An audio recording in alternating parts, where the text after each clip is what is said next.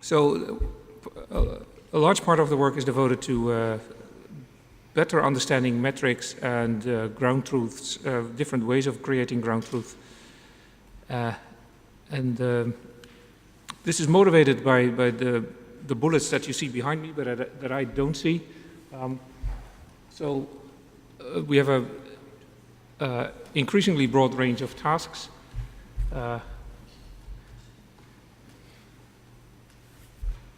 With these tasks come different notions of relevance, come different types of documents, come different types of items to return. Should they be documents or answers or entities or something complex? And increasingly, what we have, or one interesting enrichment of this idea is that when people search nowadays, they search not just to find answers or to get a task done, but they often also search to be able to share stuff with other people. We all know about all these social sharing sites where you can share anything from references to work contacts, to videos, and what have you. So that's an interesting new dimension that we certainly want to look at in this project. Right. Can we have the next slide, please?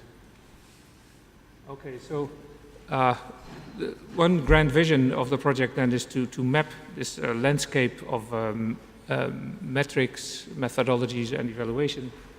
So these are some of the activities that we're committed to.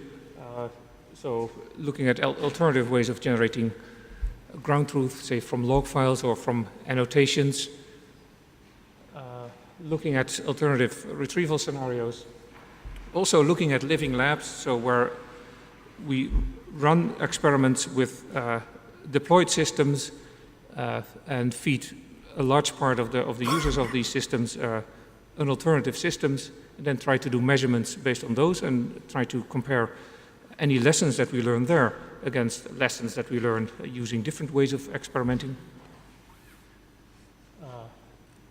We're also committed to bringing our evaluation lessons and ideas to deployed systems. So not just us looking at these systems and learning something from them, but also our lessons, bringing them back to these deployed systems.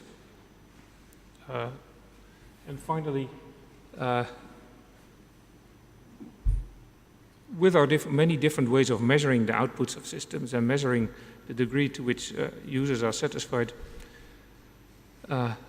with all that comes a need to compare rankings, to compare results, and so a large part of our activities will also be devoted to that. That's the last bullet here. Okay, easy. Oh, thank you, Maarten. So this this is part of the new toolbox that we will be helping to build, not entirely by ourselves, but through the conjoined efforts of the field. I will say a few words about one of the things dear to our hearts. Ping, there we go. The two legs of evaluation that I have previously spoken about. I distinctly remember addressing many of you on this topic before, namely the importance, and this goes back to of course, something that Norbert in his overview talk this morning gave us all to think about, is the difference between benchmarking things as in an engine in a drag race car and in evaluating its effectiveness in let's say, in the wild, using Maarten's recent terminology. These two practices are different and require different crafts from the person performing these evaluation schemes. And how might we have these two communicate? Ping, there you go. Use cases are one way of doing this. There might be others, but it's a simple way of formulating some of the hypotheses we believe might underlie a certain system design or algorithm choice, or as it were, an evaluation scheme. So the way we will, in this network, gather use cases, not so much because those of us who have tried know how difficult it is to formulate what an information need might be. It's a daunting effort for those of us who'd rather fiddle around with code than talk to people. We will not do this as much by performing user studies or ethnomethodologically valid observation studies, this is best done by people who like doing it. Some of you might be such people. I know I'm not. I have tried. But we will talk to people who do so. Especially we will talk to people who today provide services that have relation to what we're doing today but aren't today aware of this fact. For instance, network service providers or broadcasters, or people who today provide large amounts of information to people who select among them in activities that are related to search but not immediately are a search issue in itself. Because this is one way of breaking beyond the bounds of the ad hoc search as the single activity we are evaluating. So this we will do by asking people who today provide services, corporations or public bodies or researchers as the case may be.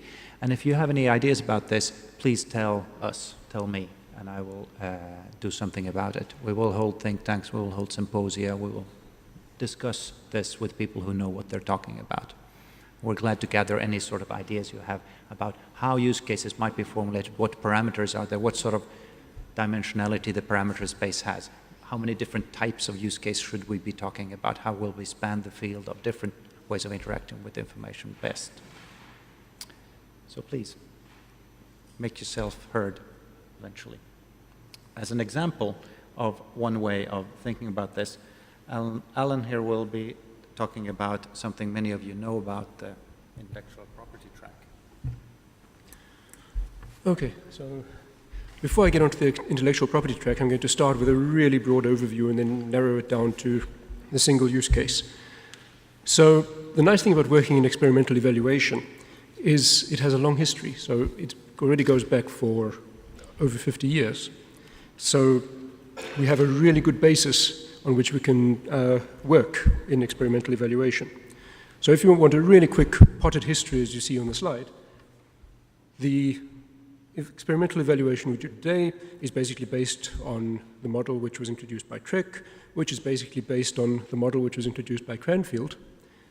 And of course, he introduced it for index cards. So you can do a lot with index cards.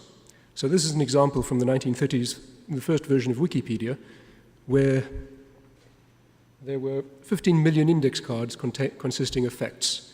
And it was possible to send a letter and they would look on the index card and send the fact back to you. But yeah, that didn't really take off.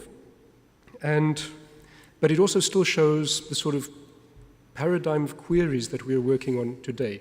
That is, you have a single query, you write it on a letter, you post it off to the Mandanium, they look it up and send you a letter back with a list of potential responses to your query. And a lot of search is no longer done like that, even though, for example, Google is still based on the same idea, single query, and a list of results, same for other web search engines.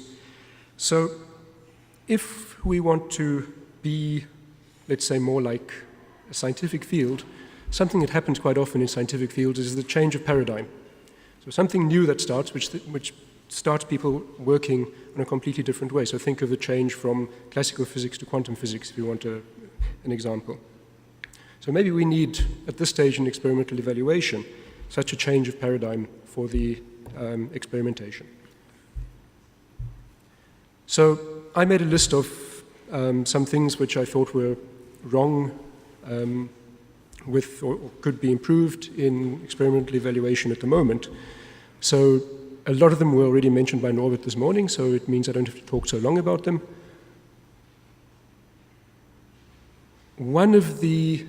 I'll just go into one of them that bugs me quite a lot. That's the fourth point down. And that's viewing the evaluation campaign as a competition. Now you might think, well, this is clutching at straws, it doesn't make any difference what you call it. But in fact, the difference between a competition, where the aim is to be ranked right at the top, and an evaluation campaign where the aim is to discuss the results with other people and try and work out why your system is performing as it is, can be quite big. So let me take an example from another evaluation, which really is organized as a competition. So it's a large object recognition in images campaign. And there they organized that it's really important to come first.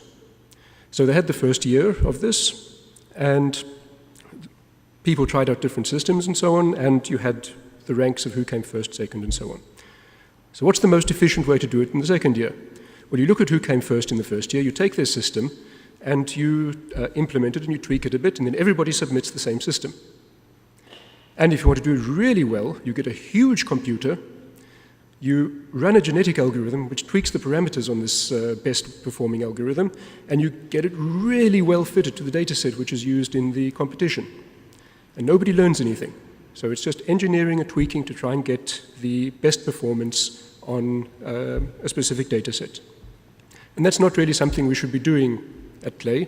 We should be coming here and discussing and trying to work out why our systems perform as they do and how we can improve them.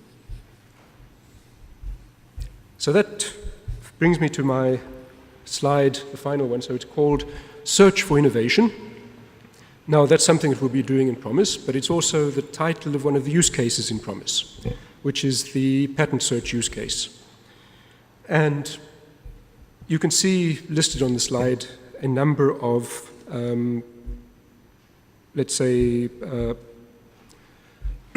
features which distinguish patent search. One of them being, of course, that patent searchers hardly ever just give in one query and get a list of results back. They always do the session-based search where they start off with a query, then they refine it, then they maybe take another query and they join the queries, and they go through a whole list of steps to get the results. There are other nice things about patent searches, so you can do really directed search where you're looking for just one patent, or you can do a very wide search where you're looking for a whole landscape of patents. So basically, you can find in patent search a very large number of interesting problems in information retrieval. So that's one of the use cases in Promise. And another potential use case, which you might have already got the fact sheet about, is the Kresmoy project, which is another European project on biomedical information search. And as part of this project, we're also looking into creating a corpus of biomedical documents and also at looking at what end users want when they do biomedical search. So that's also another source of information and tasks that could flow into Promise. Thank you.